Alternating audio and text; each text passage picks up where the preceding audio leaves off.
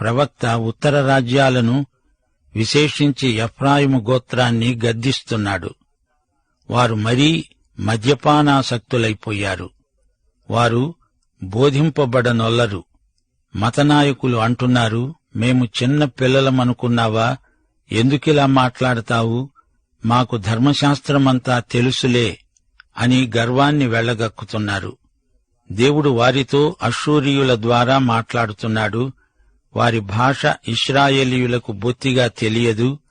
దేవుని పిల్లలై ఉండి దేవుని వాక్యం వారు వినకపోతే వారు శత్రువులైన అన్యుల ద్వారా వినాల్సి వస్తుంది. అయితే వారు మాట్లాడేది సమాధాన వాక్కులు కాదు.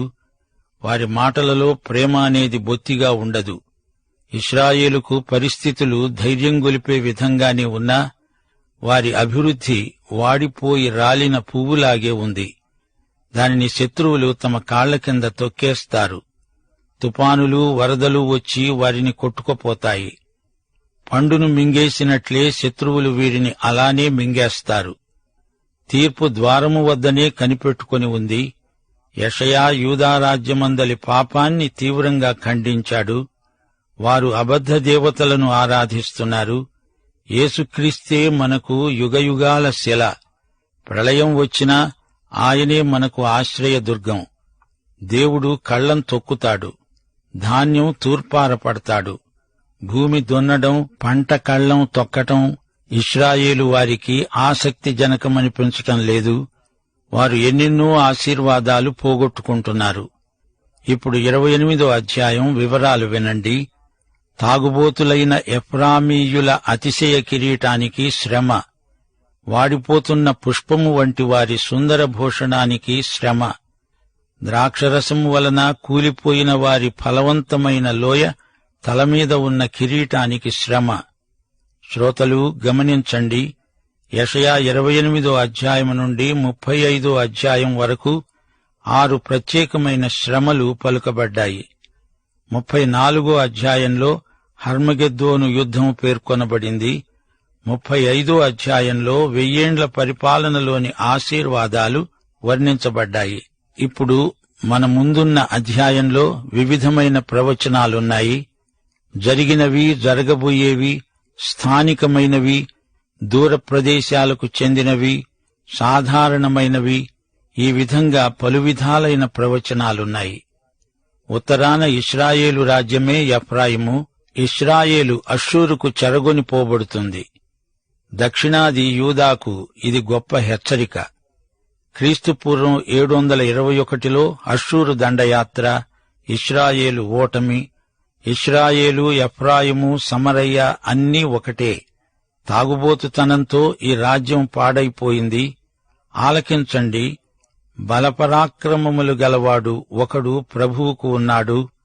ప్రచండమైన వడగండ్లును, ప్రచండమైన జలముల ప్రవాహమును, ప్రచండమైన వరద కొట్టివేసినట్లు ఆయన తన బలము చేత కొట్టివేస్తాడు. అష్షూరు బలమైన రాజ్యం. అది ఇశ్రాయేలును ముట్టడించబోతున్నది.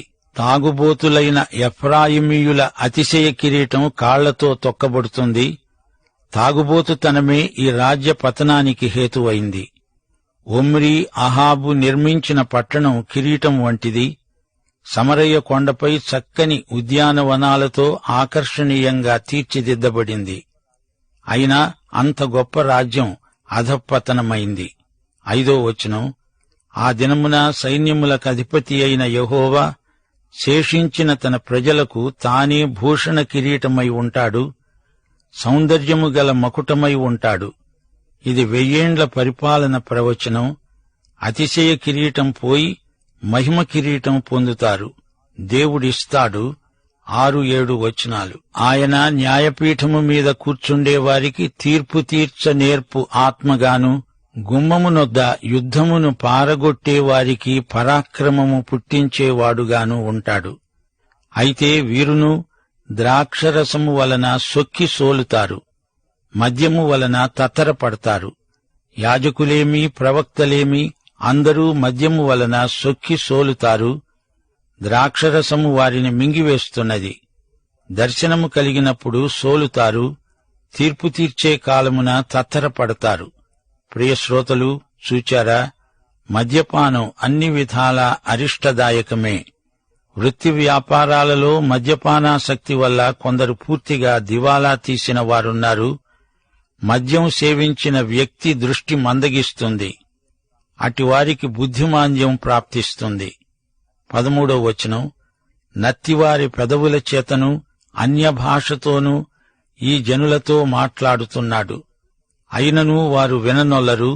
కావున వారు వెళ్లి వెనుకకు మొగ్గి విరుగబడి చిక్కుబడి పట్టబడునట్లు ఆజ్ఞ వెంబడి ఆజ్ఞ, సూత్రము వెంబడి సూత్రము, కొంత ఇక్కడ కొంత అక్కడ యెహోవా వాక్యము మీకు వస్తుంది. ప్రియశ్రోతలు, వింటున్నారా? చాలామందికి దేవుని వాక్యం పూర్తిగా తెలియదు. మిడిమిడి జ్ఞానంతో ఏమేమో మాట్లాడతారు. దేవుని వాక్యంలో శిక్షణ గరపాలంటే ఎన్ని సంవత్సరాలు పడుతుంది అని అడుగుతున్నారా? స్వల్పకాలికమైన కోర్సులు, శిక్షణ శిబిరాలు చాలునా? దేవుని వాక్యం అనుదినము అధ్యయనం చేయాల్సిందే. దీనికి సులభ పద్ధతులంటూ లేవు. దేవుని వాక్యంతో దినదినము కొంత సమయం గడపలేని వారికి పూర్తి ప్రయోజనం ఏమాత్రమూ కలుగబోదని మనవి చేస్తున్నాము. విశ్వాస జీవితంలో ఎదగాలంటే ఇక్కడ అక్కడ పొందుపరచబడిన సత్యాలను క్రమబద్ధంగా నేర్చుకొని దైనందిన జీవితంలో అన్వయించుకోవాలి. 14వ వచనం, యెరూషలేములోనున్న ఈ జనులను ఏలే అపహాసకులారా, యెహోవా వాక్యం వినండి. యూదావారికి ఇదే దేవుని హెచ్చరిక. ఉత్తరాన ఇశ్రాయేలుకు ఏమి సంభవించిందో చూచి గుణపాఠం నేర్చుకోండి. ఎఫ్రాయిము యెరూషలేముతో మాట్లాడుతోంది. ఈ రోజున దేవుని వాక్యం మనందరితో మాట్లాడుతోంది. ఈ బైబిలు గ్రంథాన్ని ఎప్పుడు రాశారు? నేడా, రేపా, నిన్ననా?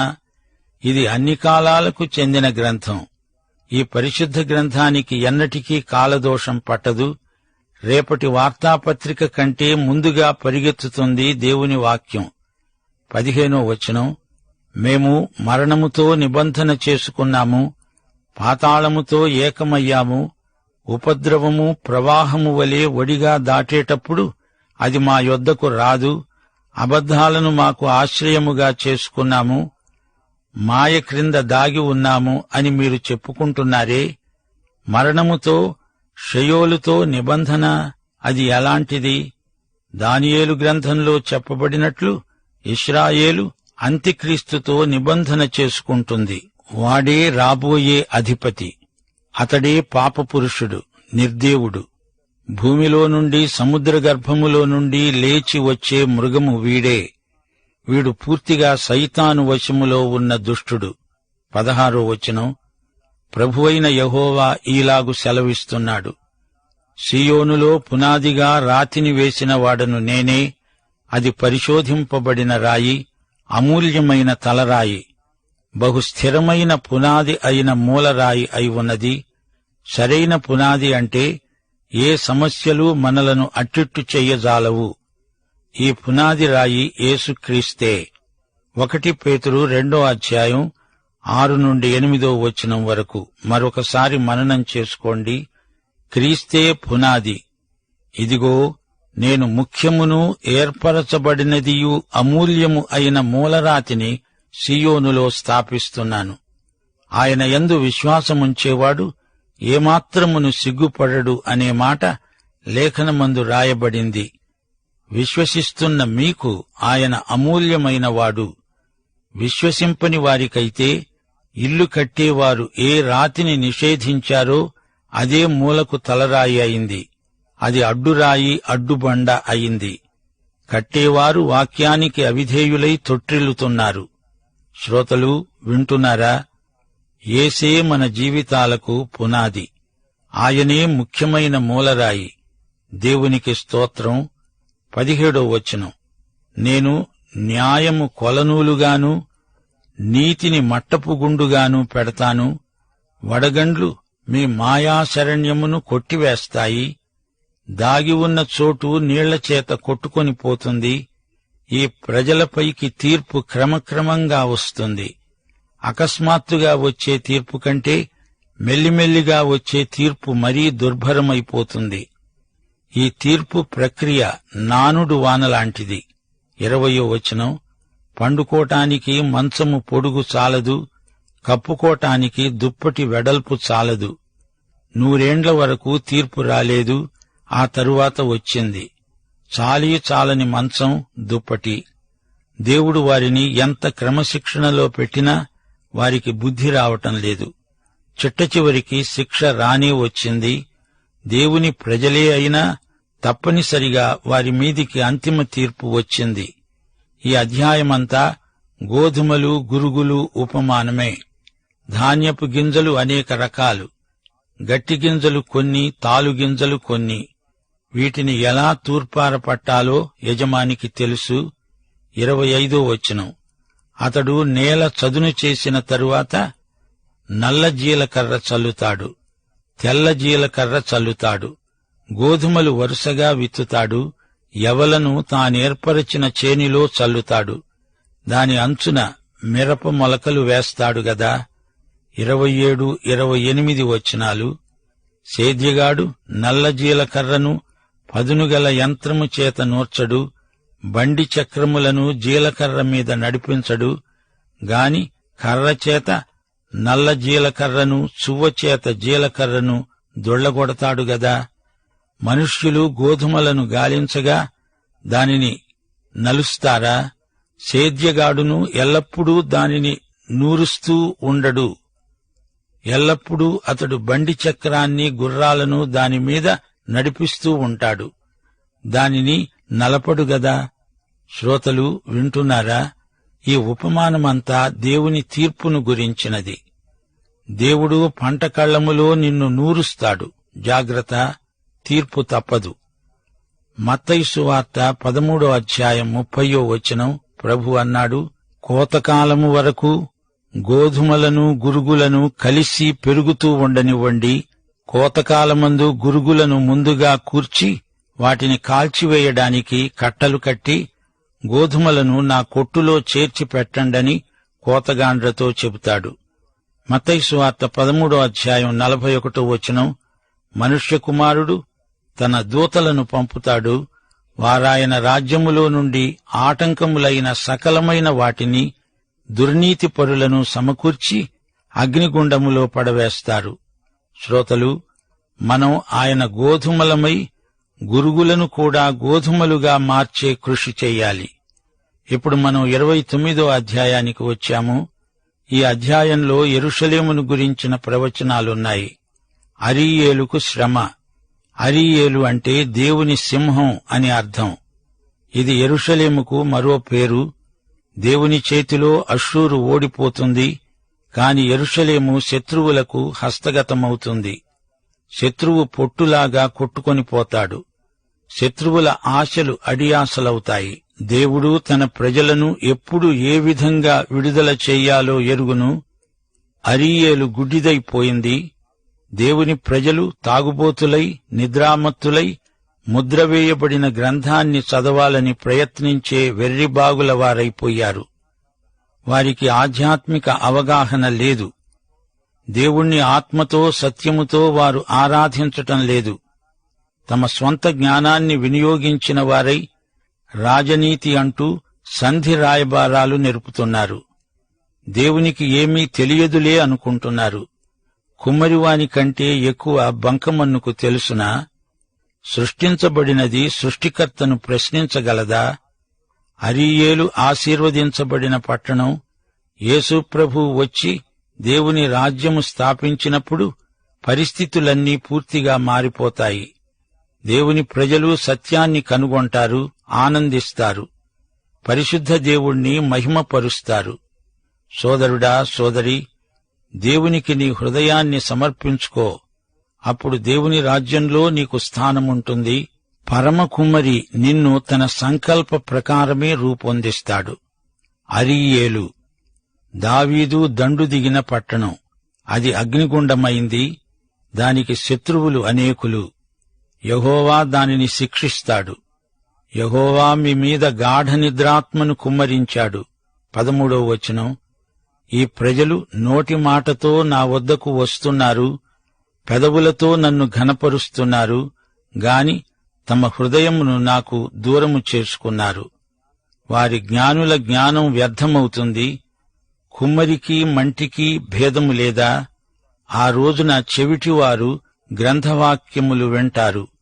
అబ్రహామును విమోచించిన యెహోవా యాకోబు కుటుంబమును గూర్చి అంటున్నాడు, ఇక మీదట యాకోబు సిగ్గుపడడు, ఇక మీదట అతని ముఖము తెల్లబారదు. అతని సంతానపు వారు తమ మధ్య నేను చేసే కార్యములను చూచునప్పుడు నా నామమును పరిశుద్ధపరుస్తారు.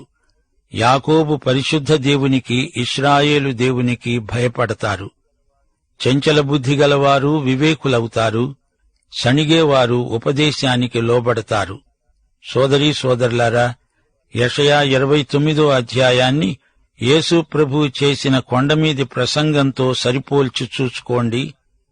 మత్తయి సువార్త 23వ అధ్యాయం 37 నుండి 24వ అధ్యాయం 2వ వచనం వరకు, లూకా సువార్త 13వ అధ్యాయం 34, 35 వచనాలు, 21వ అధ్యాయం 20 నుండి 24వ వచనం వరకు ఆలివు కొండ ప్రసంగమున్నది. యెరూషలేము దుర్భేద్యమైన దావీదు పట్టణం. దేవుడు వెలుగు ఎంతో ఇచ్చినా దానిని చూడనేరని వారికి దేవుడు గాఢనిద్రాత్మను కలుగచేస్తాడు. దేవుడు ప్రవక్తల ద్వారా పలికించిన ప్రవచనాలు వారికి మూసివేయబడి ముద్రవేసిన పుస్తకంలాగే ఉన్నాయి. దేవుని వాక్యం ఎరగని తరం వచ్చింది. వారికి దేవుని వాక్యం మూయబడిన గ్రంథంలాగే ఉండిపోయింది. శోచనీయం. సోదరీ సోదరులారా, దేవుడిచ్చిన వెలుగును చూడడానికి కండ్లు తెరవని వారు గుడ్డివారైపోతారు. ప్రకటన గ్రంథం 1వ అధ్యాయం 3వ వచనం, సమయము సమీపించినది గనుక ఈ ప్రవచన వాక్యములు వాటిని విని ఇందులో వ్రాయబడిన సంగతులను గైకొనేవారు ధన్యులు.